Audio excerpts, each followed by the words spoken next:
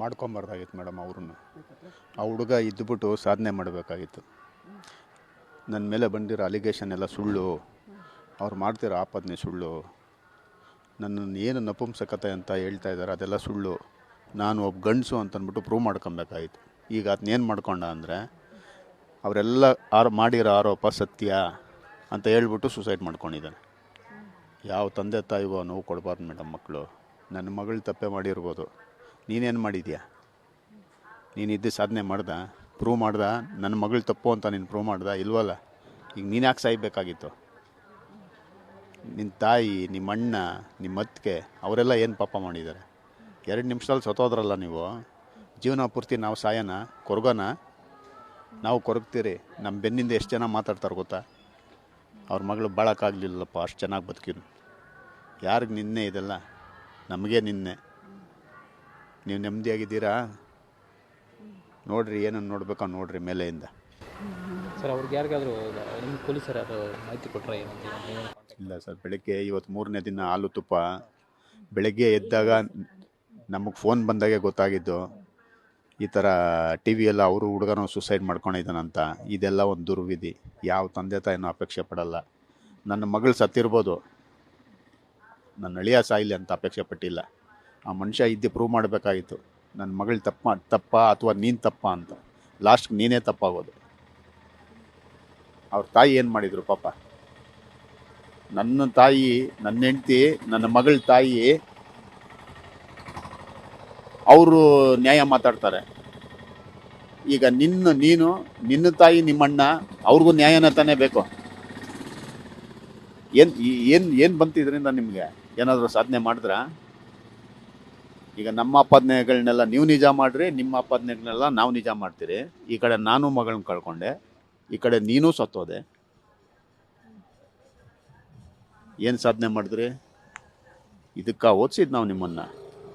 ಲಕ್ಷಾಂತರ ಗಟ್ಟಲೆ ದುಡ್ಡು ಖರ್ಚು ಮಾಡಿ, ಸಾಲ ಮಾಡಿ MBA ಓದಿಸ್ಬಿಟ್ಟು, MBA ಮಾಡಿದ್ದೀರಿ ಡ್ಯಾಡಿ, ಮದುವೆ ಮಾಡಿಬಿಡಿ ಅಂತ ಹಿಂಗೆ ಸೆಕೆಂಡಲ್ಲಿ ಸತ್ತೋಗೋದಕ್ಕೆ ಓದಿಸಿರೋದು. ಎಜುಕೇಟೆಡ್ ಸರ್ ನೀವು, ಅನ್ಎಜುಕೇಟೆಡ್ಸ್ ನೀವು. ಯಾವ ತಂದೆ ತಾಯಿನೂ ಅಪೇಕ್ಷೆ ಪಡಲ್ಲ. ಈಗಿನ ಕಾಲದ ಮಕ್ಕಳಿಗೆ ಅದೇ ಹೇಳೋದು, ಓದಿದ್ದೀರಾ, ಸೊಲ್ಯೂಷನ್ ಅಲ್ಲೇ ಇರ್ತದೆ, ನಿಮ್ಮ ಕಾಲು ಕೆಳಗೆ ಇರುತ್ತೆ. ಹುಡುಕಿ ದುಡ್ಕಿನ ನಿರ್ಧಾರ ತಗೊಂಬಿಡಿ. ಸಾವು ಒಂದೇ ಪರಿಹಾರ ಅಲ್ಲ. ನೀವು ಸತ್ತೋಗ್ತೀರಾ, ನಾವು ಸಾಯೋವರೆಗೂ ನರಳ್ತೀರಿ. ಇಷ್ಟೇ ಸರ್. ಈಗ ಪೊಲೀಸರು ಸರ್ ಏನಿದೆ ಸರ್, ನಿನ್ನೆ ನಾವು ನ್ಯಾಯ ಬೇಕು ಅಂತ ಅಪೇಕ್ಷೆ ಪಟ್ರಿ. ಯಾರ ಮುಖಾಂತರ?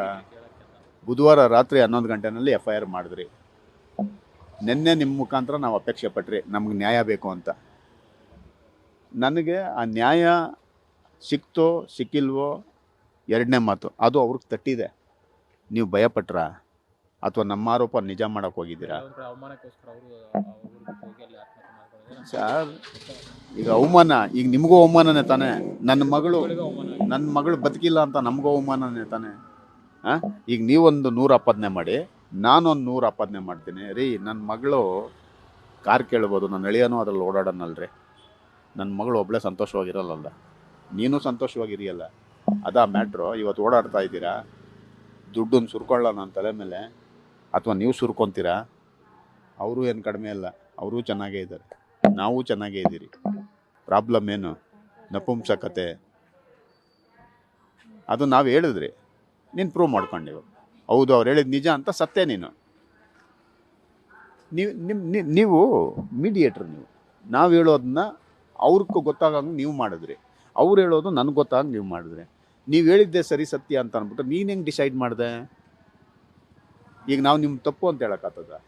ಇವತ್ತು ನೀವು ಇಲ್ಲ ಅಂದಿದ್ರೆ ನನಗೆ ನ್ಯಾಯ ಸಿಗ್ತಾ ಇರಲಿಲ್ಲ ಅಂತ ನಾನು. ಈಗ ನಿಮ್ಮ ಮುಖಾಂತರನೇ ಅವ್ರಿಗೆ ಗೊತ್ತಾಗಿರೋದು. ಇಷ್ಟೆಲ್ಲ ಏನಕ್ಕೆ ಮಾಡ್ಕೊಂಡ್ರಿ? ದುಡ್ಕೊಂಡು ನಿರ್ಧಾರ. ಕೋರ್ಟ್ ಇಲ್ವಾ? ಕಚೇರಿ ಇಲ್ವಾ? ದೊಡ್ಡೋರು ಇಲ್ವಾ?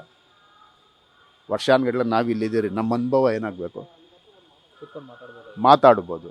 ಏನಂತ ಸಣ್ಣ ಪುಟ್ಟದ್ದು ಮುಂಗೋಪ ಇರ್ತದೆ. ಎಜುಕೇಟೆಡ್ಸ್ ಎಲ್ಲ ನೀವು ಮೊಬೈಲಲ್ಲೇ ಇರ್ತೀರ. ಮೊಬೈಲಲ್ಲೇ 5 ನಿಮಿಷ ಸೊಲ್ಯೂಷನ್ ಸಿಗುತ್ತೆ. ಮೊಬೈಲಿಂದನೇ 5 ನಿಮಿಷ ಸಾಯ್ತೀರ. ನಾವು ಏನು ಮಾಡಬೇಕು? ಏನು ಮಾಡೋಣ? ನಾವು ಮಾದರಿ ಆದ್ರೆ ಇನ್ನು 4 ಜನ ಮಕ್ಕಳಿಗೆ ಮಾದರಿ ಆದ್ರೆ ನೀವು ಇಲ್ವಲ್ಲ. ಮಾದರಿ ಆಗಬೇಕು.